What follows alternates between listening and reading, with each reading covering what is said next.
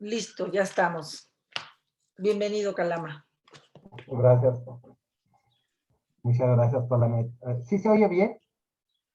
¿Sí? Es que estoy en una nueva computadora, ¿eh? Nomás les aviso que está el cielo, no sé cómo andan por allá, Adela, muy negro También y, aquí. y con vientos. O sea, si se va la luz, pues nomás, aquí se va 2, 3 minutos, no, ni siquiera, se va 2 minutos nomás para que nos volvamos a conectar, ¿les parece? Perfecto, Calama. Así es. Gracias.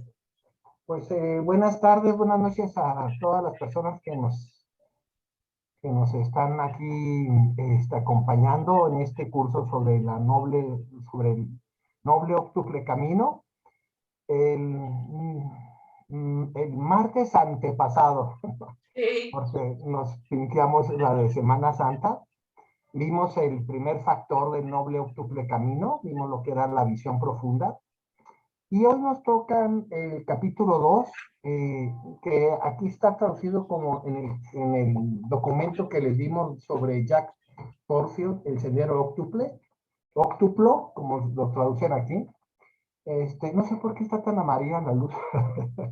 Es que esta es una cámara nueva también la que tengo y estoy agarrando la onda apenas. Bueno, Estás estrenando todo. todo estoy estrenando ahí. Ya tenía una computadora que tenía 6 años, mi hijo ya se rían mucho de mí, pero pues yo la quería mucho. Pero bueno, y hoy vamos a ver el factor 2 que les decía aquí está traducido como actitud correcta, pero el factor 2 es conducta. Es la manera en que tenemos que practicar el Dharma a través de la mente, palabra y cuerpo. En sánscrito, conducta o acción se traduce como shila. Shila, es que el concepto sánscrito son mucho más ricos que el inglés y el español. Shila es un concepto, les voy a explicar un poquito lo que es Shila. S-H-I-L-A, Shila, se pronuncia en sánscrito. Y es un concepto que se traduce tanto en español como en inglés como ética. Pero Shila no, sí, sí es ética, pero es mucho más que ética. Chila es la manera en que tú gestionas tus estados mentales, en que tú gestionas tus palabras y la manera en que tú gestionas tu cuerpo. Eso es chila. Es decir, cómo desarrollamos nuestras acciones frente a los diferentes estímulos que tenemos dentro y fuera. Prácticamente el Buda Dharma, o lo que llamamos nosotros los occidentales el budismo, inicia y termina, por cierto, inicia y termina con un cambio de conducta. En estos términos, el budismo es muy pragmático. Aquí no tenemos grandes teorías ni grandes concepciones. La hipótesis de Shila es muy directa. Y Siddhartha Gautama, el Buda, lo platicaba mucho en sus enseñanzas, en los sutras. Shila es la conducta correspondiente a evitar dañar a todo ser sintiente. Y cuando decimos todo ser sintientes, obviamente te tienes que incluir tú. Tú eres parte de todos estos seres sintientes. Shila es un código, es un código, una serie de preceptos, más que nada, que nos permiten garantizar que nuestras acciones de mente, palabra y cuerpo no afecten a ninguna entidad viva. O como dice también en otros libros, Jack Corfield, en otros libros que tiene uno que se llama El corazón del budismo, por cierto, a todos los seres consentidos. Me gusta mucho ese concepto. A todos los sentidos, a todos los seres consentidos, o sea, que tienen algún sentido de los 6 que tenemos nosotros. Y aquí vale la pena reflexionar un poco sobre el mundo en que vivimos y cómo lo vivimos. porque Sheila es la, el modo, el modo de responder a los estímulos. Nosotros tenemos en general, claro que hay otros, pero voy a platicar para que nos podamos ubicar en lo que es la conducta humana desde el punto de vista de la psicología budista. Nosotros tenemos básicamente, digo básicamente que son más, pero estos son los básicos, tenemos 10 estímulos. 5 que vienen de fuera y 5 que vienen de adentro. O 6 que vienen de adentro. Ahorita lo vamos a reflexionar. Los estímulos o efectos de las acciones externas, o sea, de personas, de cosas, de la naturaleza, etcétera, son lo que podría llamar los estímulos que golpean o que conectan con tus sentidos. En estos términos hablamos de 5. Son los estímulos que vienen de los sonidos y que golpean a la conciencia auditiva. Son las formas, como ahorita, todos ustedes están viendo una forma de seguramente una pantalla. Nos estamos viendo aquí en el Zoom todos juntos. Estos son estímulos visuales, le llamamos. Y en la tradición budista le llamamos rupas. Todo aquello que nos estimula la vista, la mirada, aquello que nos impacta en la conciencia visual, le llamamos rupas. Después vienen los estímulos olfativos, que constantemente también estamos estimulados o motivados por ese tipo de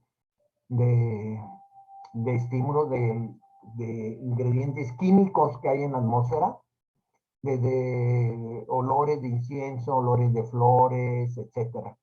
Después vienen los estímulos gustativos, el gusto, cuando comemos, cuando tragamos saliva, si estás masticando un chicle o te comiste un dulce, etc. Después viene el estímulo táctil, que es todo nuestro, que es por cierto, el sentido más grande, el órgano más grande y sentido más grande que tenemos son los estímulos, el sentido táctil, ¿no? Que conecta con objetos, con la estructura de los objetos. Si el objeto es liso, si es frío, si está caliente, si es terso, si está rasposo, etc. Toda nuestra vida, en términos exteriores, está bombardeada, por decirlo de alguna manera, por esos estímulos. Sonidos, muy importante esto, ¿eh? Sonidos, formas, olores, no son gustos, son sabores, perdón, y texturas. Hay un sexto sentido que rola entre el mundo externo y el mundo interno. Ese sexto sentido se llama mente, y el objeto con que contacta tu mente se llaman pensamientos. Aquí hay un debate si los pensamientos se pueden ver como estímulos externos o internos. Yo digo que los pensamientos están mezclados, porque los pensamientos surgen con base a lo externo, pero también surgen con base a lo puro interno. O sea, podemos tener pensamientos que surgen por causas externas y podemos tener pensamientos que surgen por causas internas. Adentro, ¿qué estímulos tienes? Y esto es lo más importante en nuestra práctica. Sí, claro que los estímulos externos son muy importantes, pero para nosotros, para la psicología budista, los estímulos externos son secundarios, no son determinantes para definir nuestros estados mentales. Ojo con esto, que es muy importante. Para definir los estímulos que definen la calidad de nuestros estados mentales internos, son básicamente 5. Otros 5. Primero, estamos constantemente estimulados por estímulo quiere decir, ¿cómo puedo llamar? Elementos que te impactan en tu experiencia. Son elementos, pueden ser cosas, pueden ser personas, pueden ser sonidos, pueden ser pensamientos, pueden ser emociones, como vamos a ver, etc. Adentro, si tú te preguntas, si ustedes se preguntan un día, pues, ¿qué traigo adentro? ¿Cómo es mi mundo interno? Pues más o menos tendrías que responderte de esta manera. Primero, muchos pensamientos. Ese es el primer estímulo más poderoso que tenemos como seres humanos. ¿Qué es un pensamiento? Un pensamiento es una cadena de conceptos y categorías. Cualquier eh, oración o frase que aparece en tu mente que encadena conceptos o categoría es un pensamiento. Por ejemplo, híjola, no he comido y traigo mucha hambre.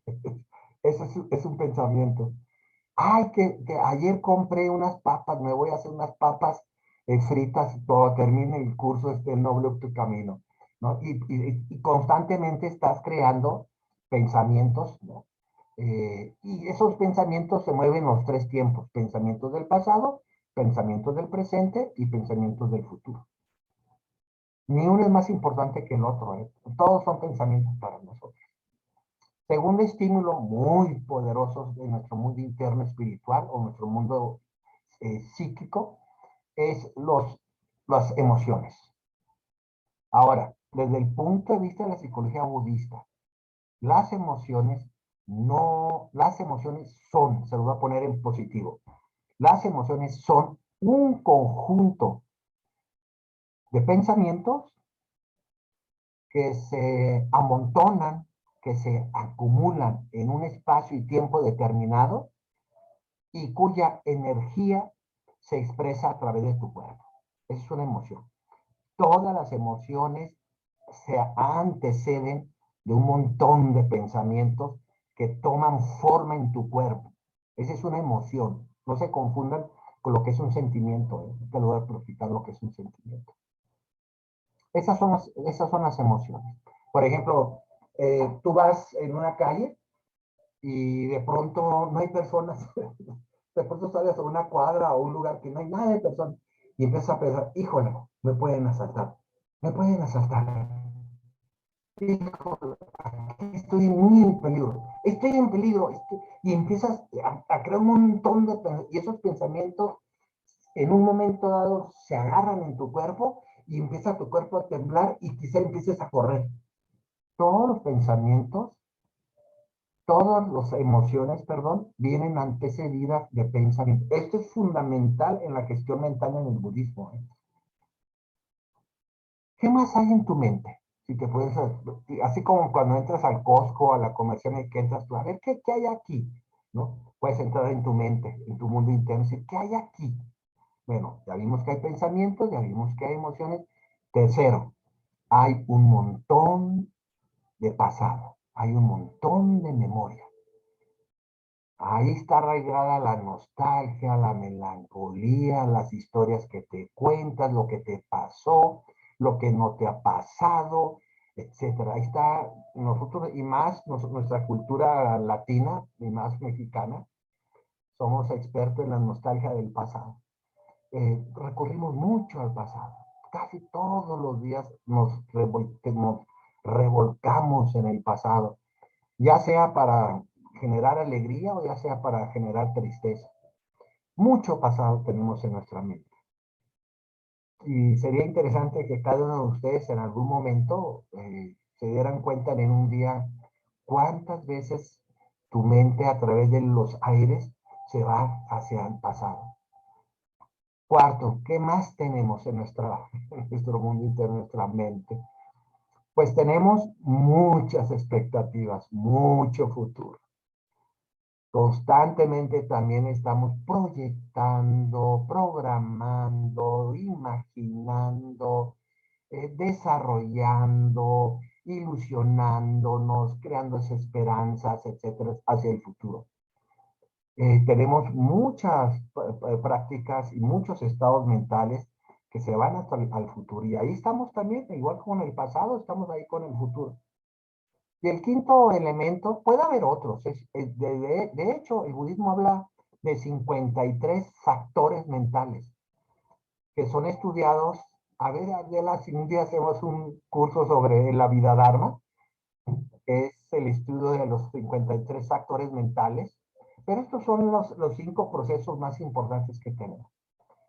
Tenemos, quinto, un montón de imágenes. Imágenes que se te vienen a la mente. Yo hace rato estaba viendo el cielo y pum, lo veo oscuro, pum, veo el cielo. No estaba de pasado, presente, ni futura, ni la imagen del cielo en oscuro, punto, no. Tenemos muchas imágenes, brotan muchas imágenes en nuestra mente. Muchas de ellas, por cierto, se reproducen a escala en tus sueños. Pero los sueños a veces no tienen nada que ver ni con tu pasado, ni tu presente, ni tu futuro. Tienen que ver con las imágenes que te están impactando en tu inconsciencia. Y esos son los 5 estímulos internos: pensamientos, emociones, pasado, futuro e imágenes. Pues imagínense ustedes que tú eres, quítate la identidad de persona, que eres un ser, haz de cuenta que eres un objeto y ese objeto constantemente está siendo bombardeado desde fuera por esos 5 estímulos y está burbujeando, está creando vapores desde el mundo interno, ¿no? Y es lo que somos. Somos una olla de presión, desde afuera y de adentro. Todos esos 10 estímulos, más muchos otros secundarios, estos son los 10 principales, están haciendo que tú respondas de una u otra manera. Tomando esto en cuenta, no es nada raro, ni nada fuera de lo normal, que nosotros respondamos muy mal a muchos de esos estímulos. Ya sea que sean estímulos agradables o ya sea que sean estímulos agradables. ¿Por qué digo que respondemos muy mal? Porque nuestra respuesta a los estímulos positivos tiende a crear las energías de apego. En cambio, las respuestas a los estímulos desagradables que nos gustan tienden a ser respondidas a través de nuestras aversiones. Y esta manera de responder a los estímulos con apegos y aversiones es muy poco inteligente. De hecho, el Buda decía que este tipo de acciones son las acciones torpes. Y desde este punto de vista, todas nuestras acciones torpes, que son respuestas a estos estímulos, tanto externos como internos, son los que crean las bases de nuestro sufrimiento.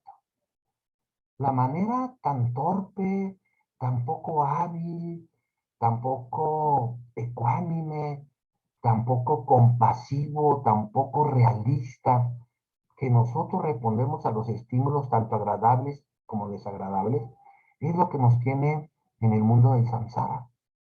Por eso, el segundo factor del noble camino es la conducta. Tenemos que hacer algo con la manera en que respondemos a este mundo samsárico de estímulos. Y ese algo se llama Shila. Comenzar a inyectarle a nuestra conducta lo que podríamos llamar un estado de sabiduría y de compasión. Por eso les decía que Shila, aunque se traduce como ética budista, no es exclusivamente eso. Es toda la operación que el Dharma nos invita de reflexionar y de cambiar nuestra práctica, nuestro modo de responder a esos estímulos. Y también hay un montón de estímulos, por cierto, muy importantes también, que son completamente neutros. Piensen ustedes, cada uno de ustedes, cómo respondes a un estímulo que es neutro, es decir, un estímulo que ni te agrada ni te desagrada. Pues vas a responder con indiferencia. Aquí en México tenemos un concepto muy particular para darnos cuenta de ese. Me imagino que la mayoría, sí hay personas que no son de México, ¿no? Para saber cómo puedo. ¿Todos son aquí de México? Ok. Y todas son, lo que pasa es que viven en diferentes lugares. Ok, entonces me van a entender muy bien. Esta manera de responder a los estímulos neutros le llamamos importamadrismo. Todo aquello que no te importa. El mundo que no te importa, que es un dote. Y Chila lo que nos hace es, no, si, si queremos nosotros superarnos en términos humanos y en términos espirituales, eh, y ya que vimos en el factor 1 lo que es la visión del Dharma, todo lo que vimos sobre la vacuidad, la interdependencia, etcétera, viene en consecuencia de esa visión un cambio de comportamiento, un cambio de conducta. Y este cambio de conducta está basado básicamente en tres elementos que el autor aquí trabaja en este capítulo 2, que me quedan todavía 25 minutos adentro. Manejamos para este cambio de conducta, miren, cuando ustedes escuchen conducta, escuchen respuesta. ¿Cómo respondemos a un estímulo? La conducta es el resultado de responder a un estímulo. Por ejemplo, si tú vas en la calle y alguien te grita, eres un güey, inmediatamente tú lo que vas a hacer es voltear y decirle, serás güey tú. De manera automática, sin ningún medio, nada, ¿no? Claro, si alguien pasa en un carro y te conoce y te dice, hola, hola amiga, hola amigo, vente, yo te doy un aventón. Y tú lo conoces muy bien a esa persona, pues tu estímulo va a ser inmediatamente, oh, gracias, qué bueno, fíjate que llego tarde a mi trabajo, qué padre que me das un ride, te voy a llegar. Toda la manera en que tú respondes a los estímulos externos, incluyendo también los internos, obviamente, depende del formato de gestión que tú hayas, que te hayas tú habituado por tus karma. El karma vamos a ver más adelante, más se lo estoy planteando. Es decir, si tú dices, si tú estás en un parque con muchas otras más personas y sale de pronto una rata en ese parque de medio metro, que sí las hay, por cierto, te vas a dar cuenta que todo mundo va a reaccionar de diferente manera. Algunos unos van a hacer unos gritos histéricos, otros ni les van a hacer caso a la rata esa, ni les importa. Otros van a estar muy curiosos, si son biólogos, si son veterinarios. No van a decir, hola, qué ratota, ¿no? Y otros instintivamente van a querer matarla.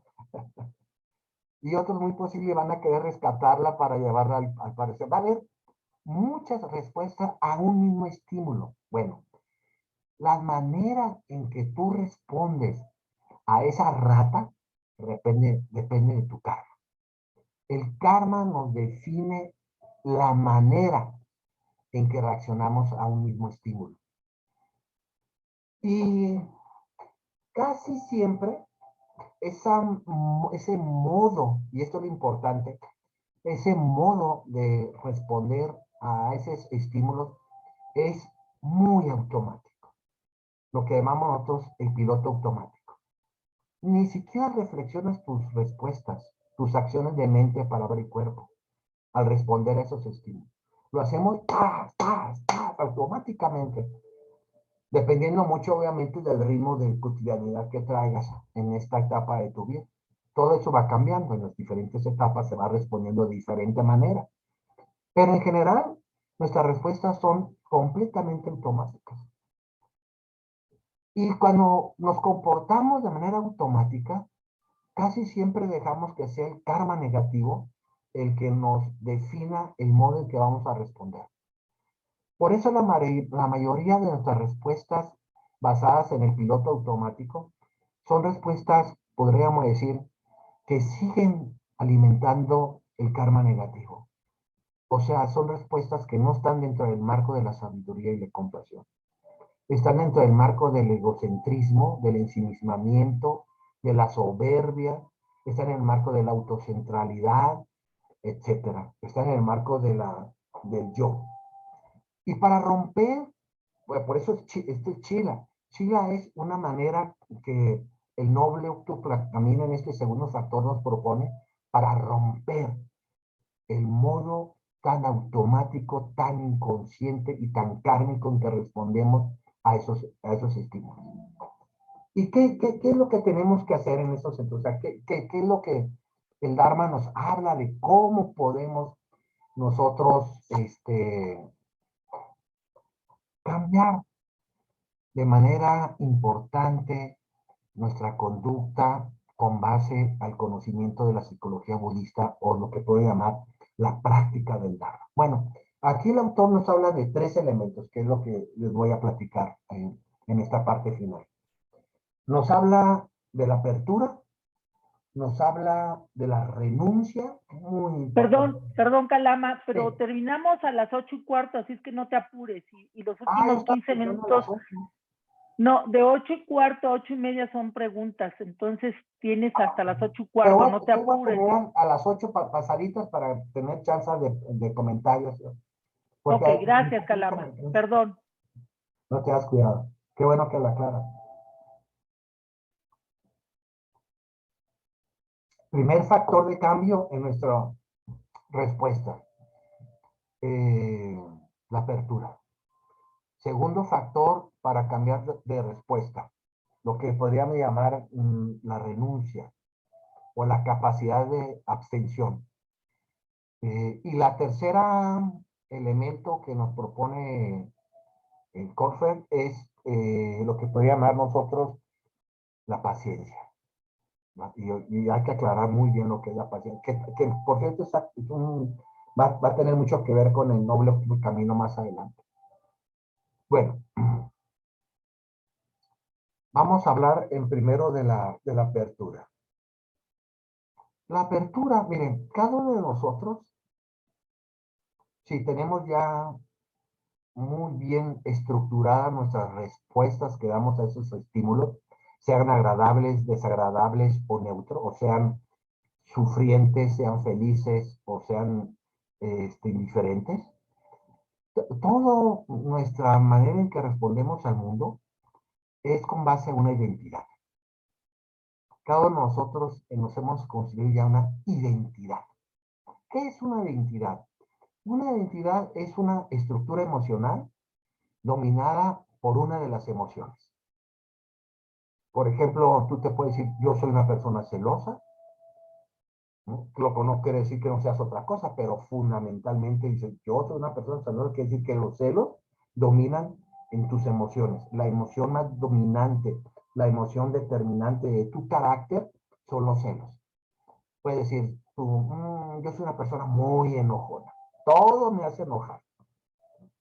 Entonces ya creaste una identidad del enojo, ¿no? Y el enojo te totaliza como persona. Puedes decirte una persona, pues soy una persona muy deprimida. Me deprimo con todo. Es más, me soplan, me deprimo. Me aplaudan, me deprimo. Me miran feo y me deprimo, ¿no? Todo te deprime. Es una persona deprimida. Y como persona deprimida ya tú creas una identidad. Este es un tema que amerita más reflexiones, pero con que nos quedemos con la idea muy clara que las identidades son creaciones de nuestra mente, donde nosotros mismos nos definimos a través de una emoción dominante. También puedes definirte como una identidad, por ejemplo, decir, yo soy muy alegre. A mí todo me da alegría.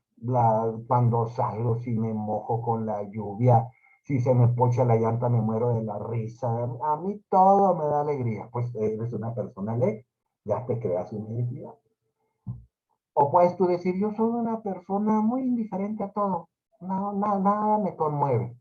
Soy muy indiferente. Yo no tengo ni grandes pasiones, ni grandes tragedias, ni grandes éxitos, ni grandes fracasos. Mi vida es una vida normal, estandarizada. Soy una persona normal. Entonces ya te creas tu identidad de normalidad. Eso nos habla de personas cerradas. Cuando cada uno de nosotros ya nos definimos de una manera cerrada. No es posible, en ese cerrazón de identidades que tenemos, transformación alguna.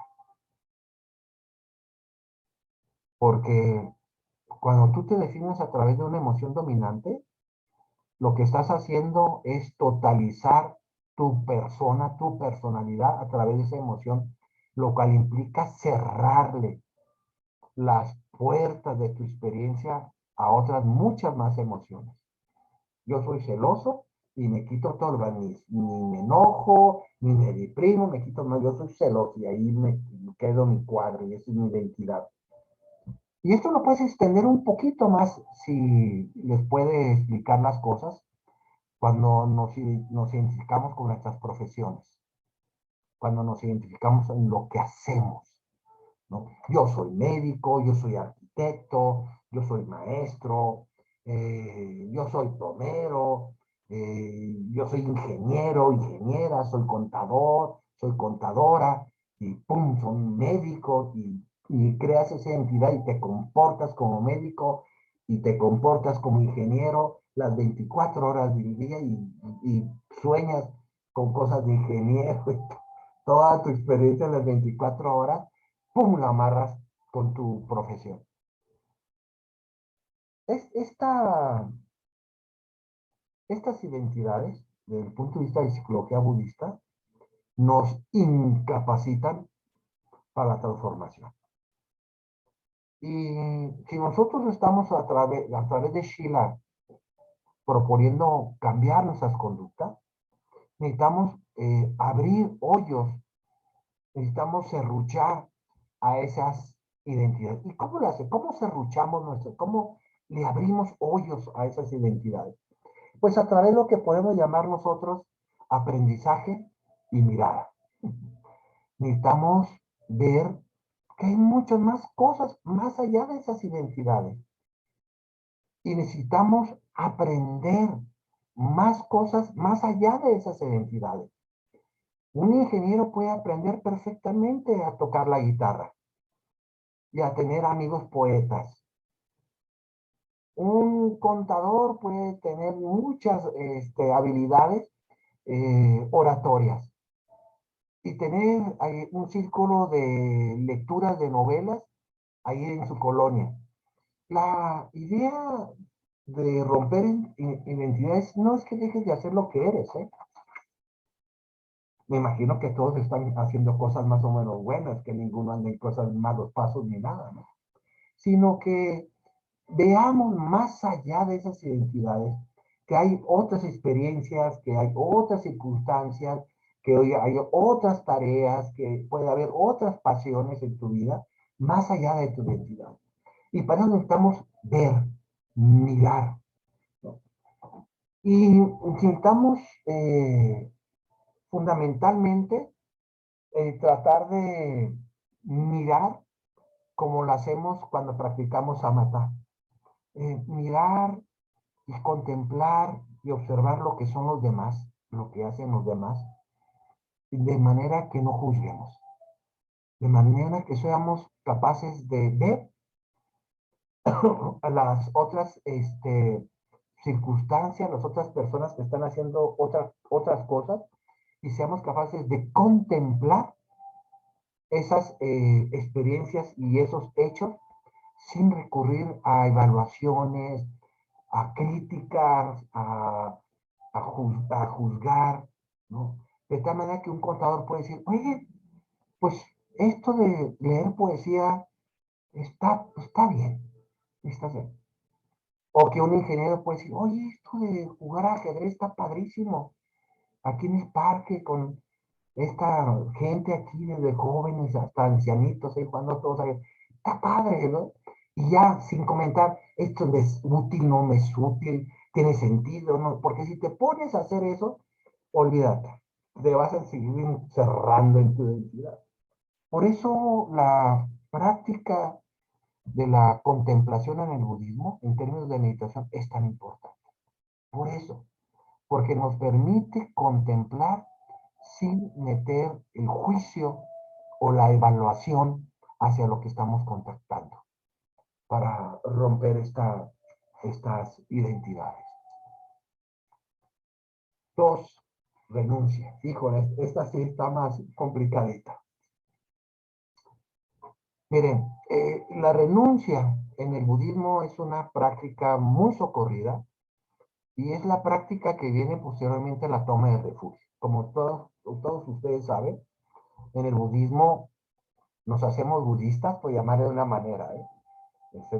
Pero no es la mejor manera de llamarlo a esto, pero nos comprometemos con el Buda Dharma, que será el concepto más correcto, a través de lo que llamamos nosotros la toma del refugio. Todos nosotros, y esto te va a contestar mucho de por qué reaccionas a ciertos estímulos, sean internos o externos, de cierta manera, todos nosotros tenemos refugios. De alguna u otra manera nos refugiamos en algo o en alguien, o alguna cosa, o en alguna ideología, en alguna religión, porque sabemos que la vida es bastante incierta. No tenemos garantía, nada, nadie de aquí, ni del mundo entero, nadie tenemos garantía de nada. Y sabemos que no solamente las cosas son inciertas, sino que también muchas de ellas nos amenazan, nos crean una sensación de miedo, de susto, y muchas de esas circunstancias que sabemos que son muy recurrentes, nos pueden causar mucho dolor, mucho sufrimiento. Entonces es muy natural que cada uno de nosotros, cada uno de ustedes, nos hallamos con el desarrollo de nuestros años, de la experiencia, nos encontremos en refugios. Sí me doy a entender, ¿verdad? Lo que estoy diciendo para seguirle.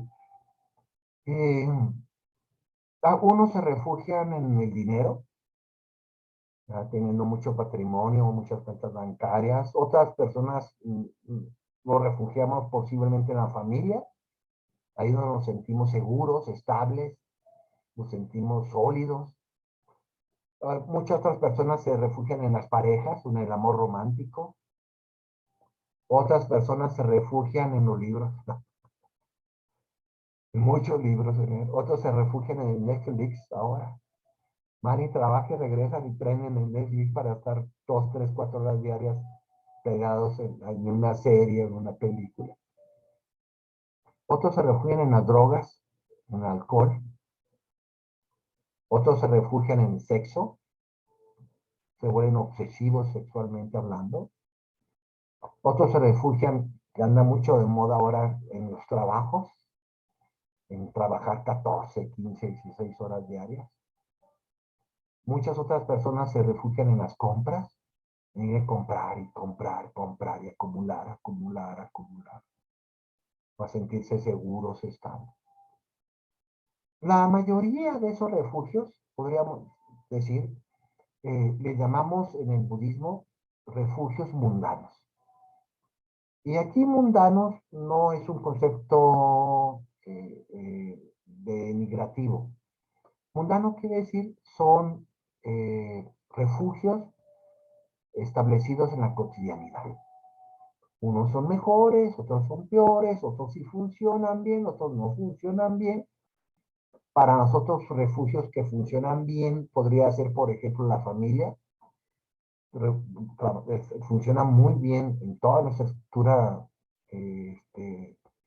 nacional y regional, la familia. Otro refugio que funciona relativamente bien son las religiones. Por eso, pues, las religiones siguen creciendo, se siguen extendiendo. Otro refugio más o menos estable hasta ahorita aquí en México es el dinero. Pero todos esos refugios tienen dos, podríamos decir, defectos. El primero de ellos es que son bastante temporales, que pueden terminar en cualquier momento, todos los refugios. Y son muy, podemos decir, superficiales. Es decir, no tienen muchas bases de sustentación para existir a largo plazo. Todos pueden cambiar de un momento a otro. No nomás pueden desaparecer, sino también pueden cambiar de un momento a otro. Y en estos términos, cuando hablamos de renuncia, hay que tener en cuenta lo siguiente. En el primer elemento que nos va a ayudar en Sheila, hablábamos de apertura. Recuerden que la apertura es un sistema de romper las identidades fijas que nosotros mismos nos hemos hecho. Y para romper esas identidades fijas y sólidas que nos hemos creado nosotros mismos, pues necesitamos romper, necesitamos fraccionar esas identidades, necesitamos abrir nuestro corazón, abrir nuestra mente hacia otras experiencias, hacia otros contactos, hacia otras situaciones, hacia otros lugares, hacia otras ideas, hacia otras experiencias, que es lo que llamamos la apertura del corazón, ¿no? Entonces nos abrimos con esa. Pero tú al abrirte necesitas renunciar. Porque muchos de nuestros refugios nos tienen escondidos, nos tienen como amarrados, nos tienen como encarcelados. Entonces, la renuncia es un acto de abstención. Esto es muy importante, ¿eh? Es un acto consciente de abstención. Esta es la gran diferencia con los otros actos de abstención.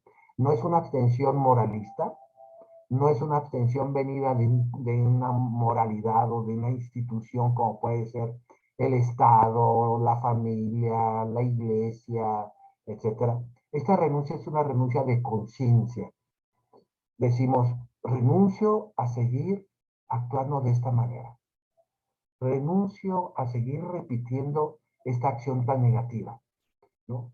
La renuncia es una abstención que nosotros hacemos con base de garantizarnos a que esa apertura realmente se realiza. No me acuerdo, a ver si alguien de ustedes me puede ayudar. ¿Cómo se llama eso que usan los herreros y los plomeros, que le da vuelta aquí y se va abriendo así, se va abriendo? Y después pones un tubo y lo vuelves a hacer la vuelta aquí y se va. ¿Cómo se llama ese aparato que se abre y se cierra para poner tubos y maderas y ponerlas para fijarles? ¿Alguien de ustedes sabe eso? ¿Pueden abrir? Torniquete. ¿Vale? Torniquete, ¿no será? Torniquete, sí, así es. La apertura haz de cuenta que tu corazón es ese torniquete. La apertura la va abriendo, va abriendo, va abriendo. Bueno, la renuncia es el movimiento que tú tienes que hacer para ir abriendo tu corazón. Renuncias a tus apegos y renuncias a tus aversiones. Es decir, renuncias a los dos pilares de nuestras identidades que se llaman codicia y se llaman odio. Allí empieza la verdadera renuncia en el dar. Ese es el principio. Claro que la práctica de la renuncia tiene muchos grados. Hay desde la renuncia emocional hasta la renuncia existencial. Por ejemplo, los monjes y monjas tienen una renuncia existencial.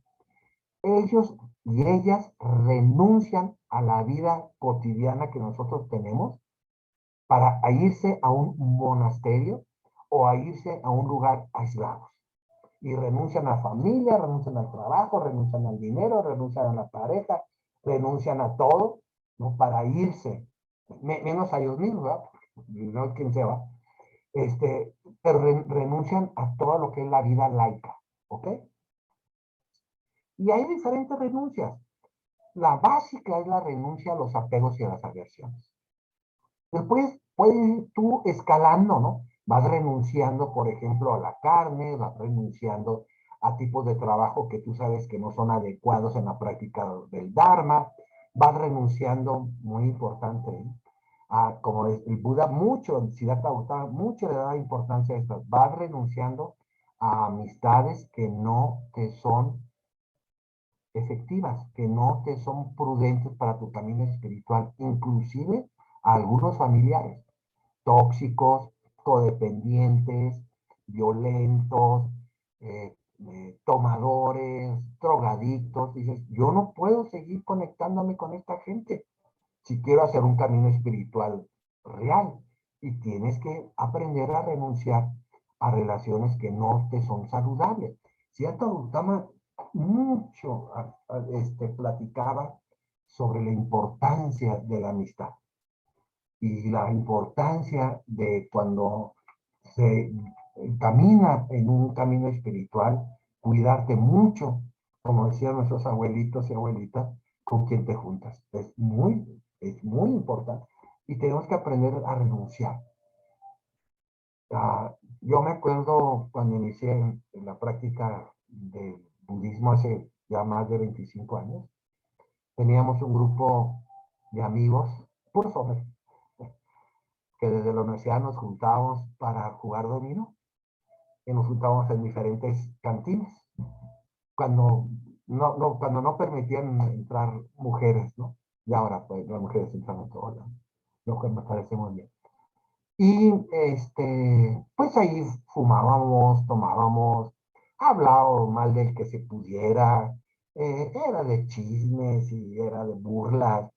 Y llegó un momento en que con todo mi corazón, pues tuve que decir, no, yo no puedo ya seguir con esto, porque dejé de fumar, dejé de tomar, practico los preceptos, los 5 preceptos laicos, y no puedo, los quiero mucho, y todavía por ahí los tengo en el WhatsApp, y a veces, una vez al año nos juntamos, pero pues no ya, porque no eran condiciones favorables y no es porque uno se vuelva sangrón, ni mucho menos orgulloso, ni nada. Te vas absteniendo, te vas renunciando a prácticas mentales de palabra y cuerpo que no te son favorables para tu crecimiento espiritual. Eso es cada ustedes tienen que evaluar a qué elementos de tu experiencia pasada tienes que renunciar para consolidar y para cuidar tu crecimiento espiritual del día de hoy. Eso es muy importante. Y la renuncia puede ir aumentando y aumentando, o quedarse en un lugar y te quedas. Por ejemplo, nosotros como budistas laicos, ¿verdad? Tenemos ciertas renuncias y hasta ahí nos vamos a quedar, pues renunciamos a la agresión, renunciamos a tantos apegos, renunciamos, lo cual no quiere decir que no tengamos, claro que los tenemos, pero los tenemos ya en una escala disminuida, ¿no? Yo ya no me acuerdo mi último coraje que hice, pero coraje así que, porque antes cuando no era practicante, mis corajes me ponía yo rojo, y me acuerdo mucho que se reventaba la vena de aquí enfrente, y ya no me acuerdo el último coraje que hago. Y me ha pasado, como les ha pasado a todos ustedes, pues desgracias, condiciones amenazantes, pero ya el coraje no se me hace presente. Posiblemente más adelante sí se haga presente, ¿no? Pero seguramente si me vuelvo a enojar va a ser en un momento muy concreto, muy pequeño, y no me va a quedar impactado espero, ¿verdad? En mi personalidad. Y vas a ir, y cuando llegas a una escala de renuncia suficiente, pues ahí te quedas, no necesitas ni irte para atrás, ni irte más para enfrente, ¿no? Esas escalas cada uno de ustedes lo tiene que definir en términos de las experiencias que estás viviendo hoy y de las que estarás viviendo en el futuro. Bueno, y la tercera y último elemento que nos va a ayudar a abrir, ¿cómo se llama? Se me olvidó otra vez el nombre, nuestro corazón. Torniquete. Nuestro corazón que hemos hecho la equivalencia del torniquete, ya lo estamos abriendo. Lo abrimos con la fuerza de las renuncias, una determinación de fuerza de voluntad, basada en la conciencia de qué condiciones y conductas te son favorables a tu crecimiento espiritual y qué condiciones y conductas no te son favorables a tu desarrollo espiritual. Y obviamente la renuncia se tiene que inclinarse hacia las conductas de mente, palabra y cuerpo que no están favoreciendo a tu crecimiento espiritual, hasta que encontremos cada uno nuestra medida ad hoc para que ya ese tipo de renuncia se quede como una base y nosotros podamos seguir creciendo. El último elemento de Shila, de cómo podemos gestionar de manera diferente nuestras conductas, que son respuesta a estos 10 estímulos que dijimos hace rato, decimos es la paciencia. Kasandi se llama en sánscrito paciencia. La paciencia, en el budismo Kasandi tiene alguna, podríamos decir, tiene alguna definición un poco diferente a lo que tenemos entendido como paciencia. En primer lugar, la paciencia es una capacidad de aceptación del sufrimiento. Seguramente cuando estemos abriendo nuestro corazón, y seguramente cuando comencemos a practicar o profundizar nuestra renuncia dentro de la práctica del Dharma, va a haber mucho sufrimiento. Porque se sufre pues dejar amigos, se sufre dejar vicios, como el cigarrito, el alcohol, ¿no? Se sufre a veces tener que cambiar de casa o de lugar porque no es adecuado donde vives y no es adecuado el lugar en que estás o tu trabajo en que estás no es adecuado para tu camino espiritual. En la paciencia, en primer lugar, es saber aceptar el sufrimiento sin responder, obviamente, con frustración o con agresión. Está ligado aquí la paciencia a la aceptación, de lo que podría llamar nosotros de aceptar dukkha, las experiencias de insatisfacción y de desencuentro.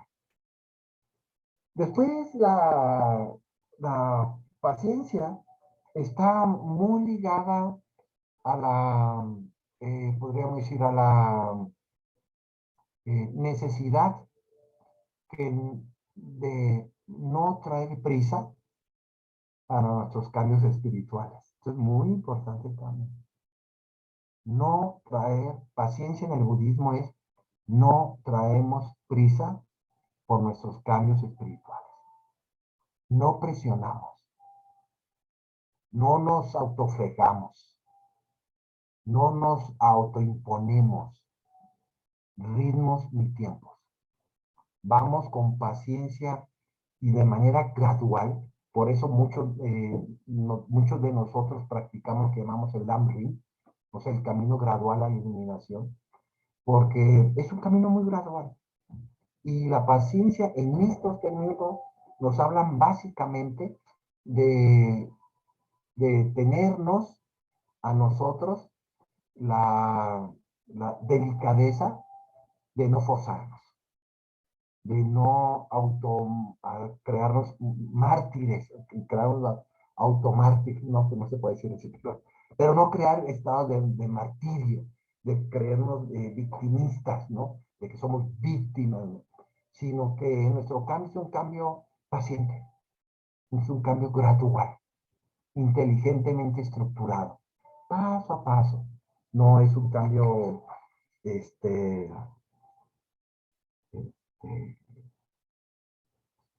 y la última concepción sobre la paciencia desde el punto de vista de utilizarlo como herramienta de nuestra ética, de nuestra Shila, es básicamente saber que esa es una paciencia puramente budista. Saber que en esta vida muy posiblemente no nos vamos a iluminar, sino ser muy pacientes de que vamos a tener muy posiblemente todos nosotros muchas vidas en el futuro hasta que logremos, ojalá lo más pronto posible, iluminarnos todos juntos al mismo tiempo y en el mismo espacio. Aquí la paciencia budista es fundamental. No creamos, podríamos decir, elementos que distorsionen nuestros caminos hasta la iluminación, aunque sean de vidas y vidas y vidas futuras. Y estos son, ya para terminar, estos son los 3 elementos que nos permiten conformar una shila, una manera, una conducta que vaya impregnada de estos 3 elementos de la de, de Chile.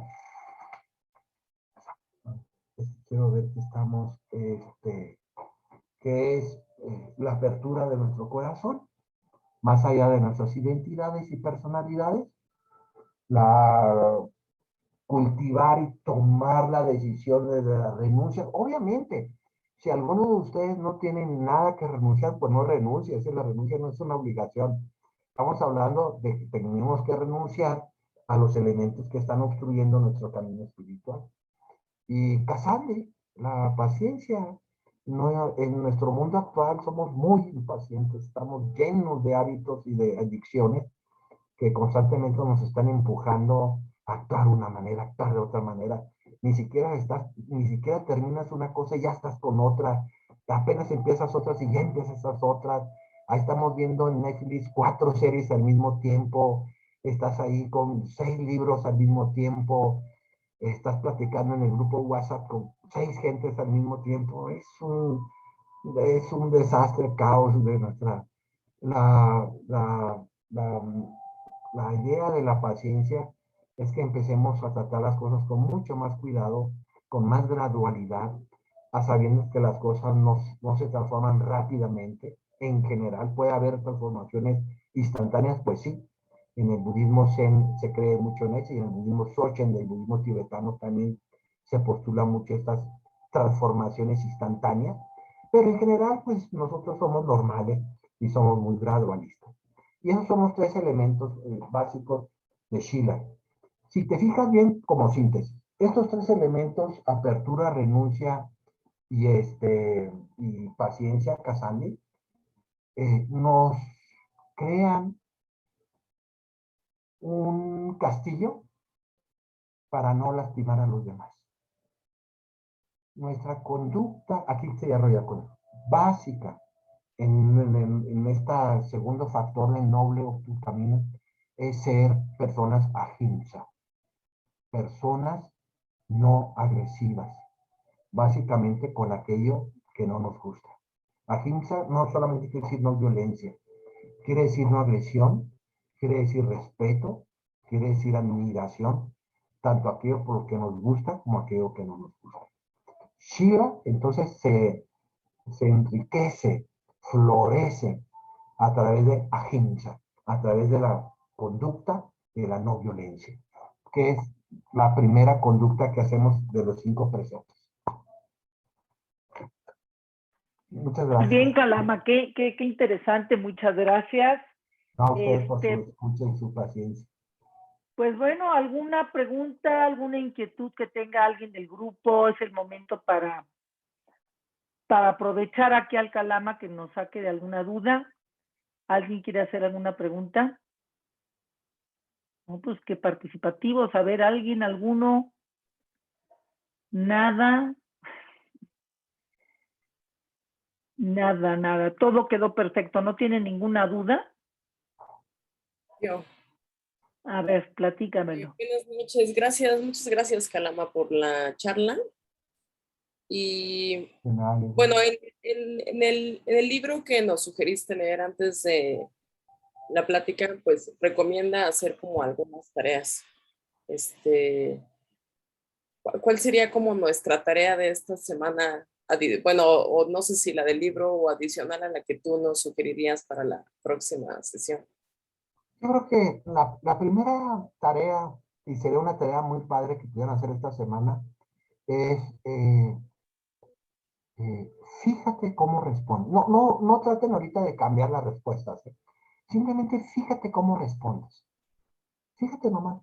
Como dice en la meditación vipassana, ¿no? Categoriza cómo respondes. Por ejemplo, que estás paradita en el banco y de pronto ves que entran 3 personas y se las atienden antes que a ti y comienzas así a sentir cierto, ¡pum! Ahí, ¿no? Mente de enojo, ¿no? Lo que tenemos, la tarea, yo que les decía es, cataloga, etiqueta el cómo respondes. ¿Cómo respondes a tu pareja cuando llega en la noche o en la tarde? ¿Cómo respondes a los buenos días cuando entras a la oficina o a la empresa, o a esa institución cuando llegas en la mañana y te saluda la recepcionista, o sea, o dices buenos días nomás así a lo loco, o realmente estás sintiendo que esa persona tenga buenos días, no, y empiézate a catalogar, ay, qué respuesta tan falsa, y una respuesta falsa sin ningún sentido. Oh, sí sentí que le deseo que tenga buenos días. Esa sería su tarea. Sería muy bueno porque además el tercer factor que vamos a hablar el próximo martes, si el karma nos lo permite, es la palabra, o sea, el modo de comunicarnos con los demás. Pero esa es Claro, la tarea, sí. Etiqueta bien la manera en que respondes a cualquier estímulo. A los principales, no a todos, no, pero esto, no te vas a ver loco. No, si un estímulo es importante, ¿no? Cuando se te atraviesa una persona en tu auto, cuando sabes que alguien habló muy mal de ti, cuando traes hambre y una persona te dice algo y te enfureces porque traes hambre, ¿no? Dices, híjole, ¿no? Etiquetar al estilo Vipassana es muy sano en esta dimensión de Shila, de la manera en que operamos y gestionamos nuestras respuestas al mundo, pues, al mundo de los 10 estímulos. y otra cosa, Calama, que también me puse a pensar, los juicios son muy comunes, ¿no?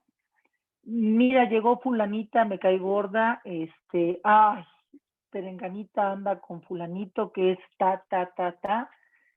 Y bueno, lo digo por mí, no hablo por los demás, pero yo creo que sí me gustaría, aparte de darnos cuenta cómo respondemos, cuántos juicios hago de las demás personas, ¿no? Porque,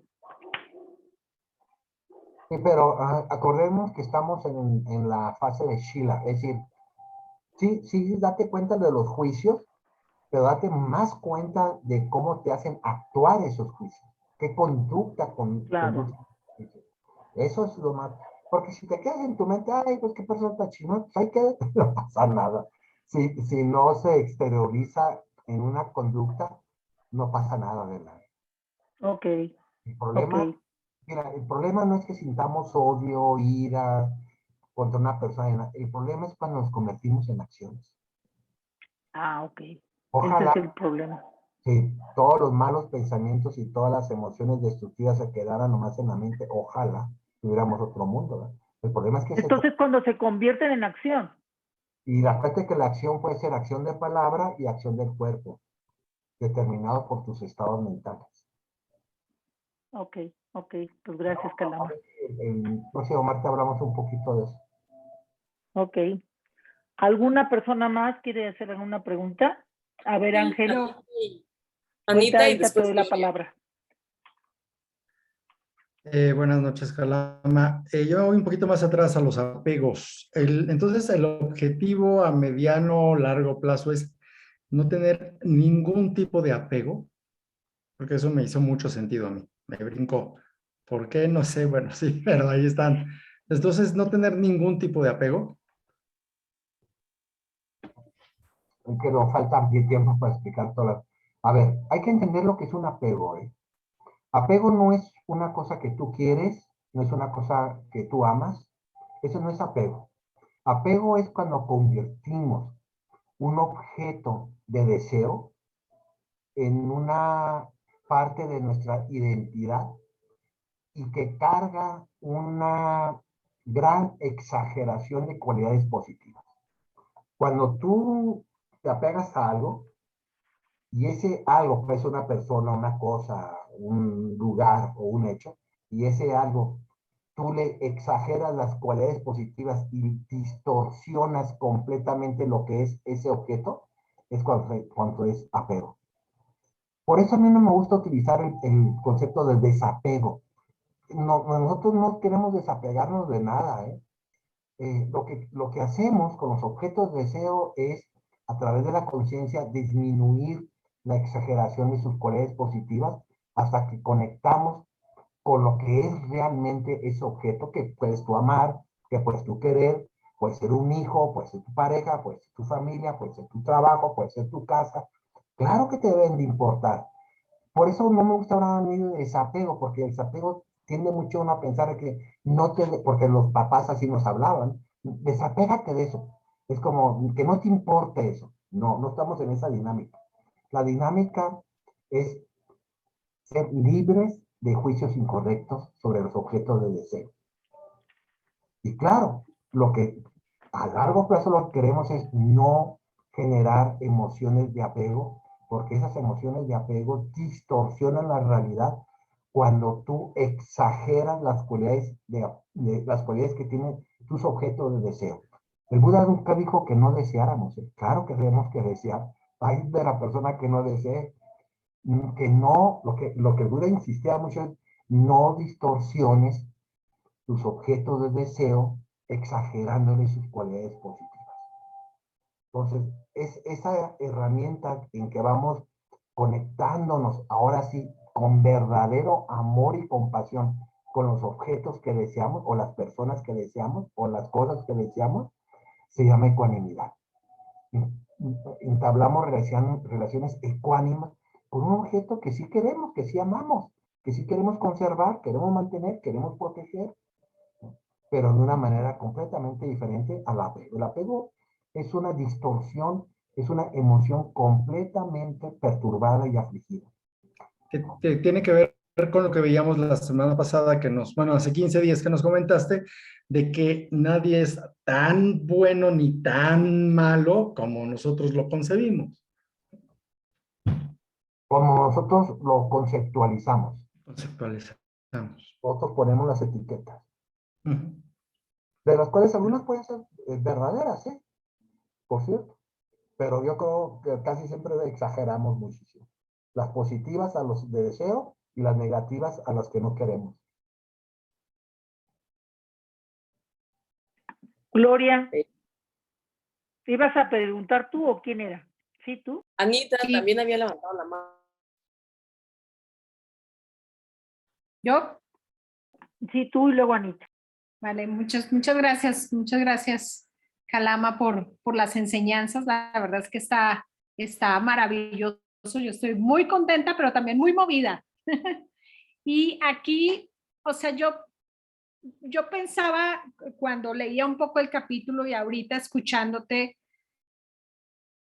que yo, o sea, empezando este curso, de repente me veo yo aquí como, pues como un ser, este ser del yo soy, con los roles, mis propias creencias hacia mí misma, cómo yo me veo hacia adentro, etcétera, pero a la vez, o sea, como rodeada de esta capa hacia los demás, con una capa interna hacia mí, y ahorita que hablaste de este tema de la parte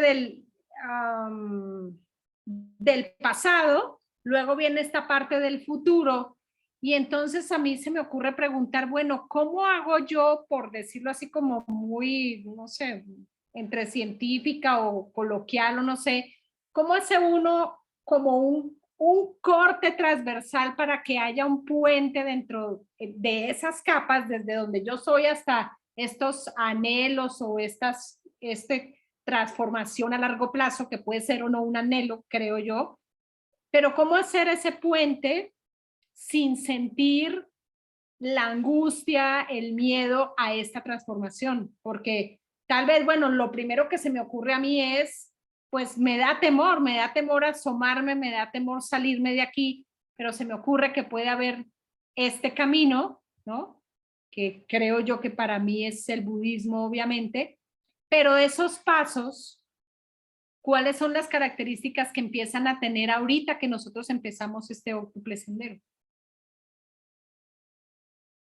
Tu pregunta es muy atinada, Gloria, pero mira, todos tenemos miedo. Hasta Siddhartha Gautama tuvo mucho miedo. No hay problema, no hay puentes. La transformación tiene que ser, no tienes que transformarte toda tú. Sí, seguramente todos tenemos cosas virtuosas que no necesitan no solo transformarse, se necesita consolidar y crecer. Lo que queremos transformar es el espacio mental, espiritual que no nos ha funcionado. Eso es lo que sí queremos saber.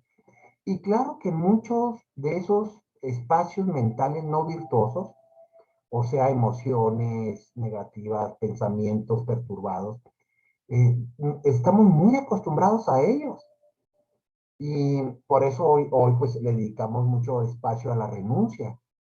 Y te va a dar miedo, pues claro, porque vas a entrar a zonas no conocidas, ¿no? Y el miedo no es, o sea, no se trata de no tener miedo, ¿eh? Se trata de transformarse a pesar del miedo. Todos tenemos miedo de renunciar a trabajos, de renunciar a amigos, como decíamos. Miedo a perder lo que conocemos, nuestros hábitos, nuestras adicciones. Miedo a dejar de tomar tu botella de vino todos los fines de semana y decir, no, ¿cómo voy yo? No. Pues sí, cosas te deja, porque una botella de vino atonta y hace cosas que uno no hace cuando está en lo normal. No busques puentes, Gloria. Busca partes y las más fáciles de transformar y empieza por ahí. Y que te va a dar miedo, pues sí, a todos nos da miedo cambiar. No es una cosa muy a gusto transformarse. No somos seres que vamos a cantar la aleluya, aleluya cada vez que nos transformemos. No nos gustan los cambios, no nos gustan. Nos gusta más estar en lo segurito, en lo conocido, en lo estable. Eso es normal. Pero cuando descubrimos a través de la chispa espiritual que hay muchas conductas de mente, palabra y cuerpo que nos producen el sufrimiento y que producen sufrimiento en los demás, básicamente, ahí es cuando empezamos a decir, híjole, pues, ni modo, tendré que dejar esto, tendré que dejar lo otro, pero a la vez estás adquiriendo otras cosas, ¿verdad? No se trata de quedarte vacío, se trata de cambiar aquello que no nos está funcionando en términos de mente, palabra y cuerpo, pero llenarlos con cosas que sí nos pueden ayudar, como es el Dharma, ¿no? En términos de mente, palabra y cuerpo. Pero no me imagino el puente ese allí, ¿no? Ok, Sí, es más en nuestras zonas pequeñas, pues, ¿no? Y esto, ajá, esto lo cultivo, esto lo protejo, esto lo hago crecer, esto está bien así como está, pues así lo veo. ok, gracias. Gracias. La última pregunta para Anita. Buenas noches. Bueno, buenas noches, Calamas. Muchas gracias por esta oportunidad que nos da de estar aquí en las enseñanzas. Con respecto a esta segunda lectura, y como usted bien lo mencionó, las tres claves que son la apertura, la renuncia y la paciencia. También habló de renunciar a aquellas cosas que nos van a dificultar un camino espiritual. En esa renuncia hay temas como, por ejemplo, la carne, que es un tema importante porque, pues eso, o sea, comer carne implica la muerte de un animal y un daño, ¿no? A un animal. Pues el fumar como un hecho de un daño hacia nosotros mismos, el alcohol igualmente un daño hacia nosotros mismos, las amistades, sí, también es importante, por ejemplo, pues en esas reuniones donde se emiten muchos juicios o mucha burla, pues entonces de repente es una sensación como que de repente ya no te sientes tampoco tan cómodo, ¿no? Pero son cambios que son como muy difíciles para la sociedad en la que nos movemos, porque la sociedad, estas cosas que hemos señalado, como bueno, como el alcohol, como el fumar, como reunirnos a hacer juicios de valor, están muy de la mano con pasarla bien o el placer. Pero también en este libro, en esta lectura, la renuncia también se daba hacia también cambios de hábitos pequeños. Hay un ejemplo que se pone en el libro que es morderte las uñas. no te las muerdas. Entonces, bueno, yo hice una cantidad de una lista, ¿no? De cosas, de como tareas, pero son tareas, por ejemplo, después del almuerzo, tipo 4 de la tarde, me da mucho antojo de un dulce. Entonces, unas galletitas y tal, pero yo estoy tratando de eso, acortarlo, ¿no? También por un proceso de que no son buenas las harinas, que son inflamatorias, etcétera, etcétera. Pero me cuesta mucho. Entonces esa renuncia, ligada a la abstención, creo que es como una llave para que pueda funcionar. Entonces, es una recomendación viable que hagamos esta lista y empezar a trabajar sobre esas pequeñitas cosas. Eso pudiera decirse que es como una afianzar el carácter. Sí, lo que se recomienda en la psicología budista es exactamente lo que estás haciendo. Empieza por lo más fácil. Okay. Sí, yo soy un fan de las donas, ¿eh? Pues me puedo tomar una dona cada 3 días porque pues corro diario. Y tampoco exageremos tanto, ¿no? O sea, si a ti te gustan las galletitas, como dices tú, comías 4 o 5 cada tarde, pues cómete 2 nomás. Perfecto. No te las quites, ¿eh? No estás produciendo ni un acto malo, ni nada, ni no virtuoso. Empecemos por las cosas que sí podemos. Ok. Por ejemplo, el chismear, Exacto. por ejemplo, el tomar, que sabes que te hace mal. Por cosas que sí puedes controlar y permítete, creando las compensaciones, los placeres cotidianos, porque nosotros no somos monjes, ni monjas. Entonces, vamos como tú dices, en sociedad, que puedas ir una vez cada 3, 4 meses a una boda, a una fiesta, pues, no pasa nada. Cuídate, nomás, procura, tener una condición conductual, pues, adecuado a tu percepción dharmánica, ¿no? De tu experiencia. Pero empecemos por cosas como dice aquel libro, es que Jan Corfield es un budista laico, por eso escribe y uno se entiende también con él. Empecemos por lo que podamos, ¿no? El Dalai Lama siempre insiste mucho eso, ¿no? De que empecemos por las emociones menos fuertes, no por lo más fuerte, ¿no? Muchas personas cuando lo contactan con el budismo se emocionan mucho y quieren cambiar de hábitos y de patrones mentales, pues no se puede, ¿no? Esos hábitos y patrones mentales están ahí de hace, no nomás esta vida, sino vidas y vidas pasadas. Pero sí podemos empezar con cambios chiquitos, ¿no? Y cada vez ya hacer ese cambio ya va subiendo de tono, pues, ¿no? Hasta que llegues a tu propia frecuencia, ¿no? Que ahí te vas a quedar ya. Si estás viviendo en una vida social laica, pues, ¿no? Perfecto. Kalama, gracias. Vamos a terminar Gracias. nuestra clase todos con la dedicación y aspiración. No te la mandé a ti, Kalama, perdón, pero si luego tú me pasas tu WhatsApp es mucho más fácil que el correo, porque el correo a veces se me dificulta. Pero bueno, vamos a dedicar a la dedicación y aspiración. Voy a dar el toque del bowl y todos juntos, por favor.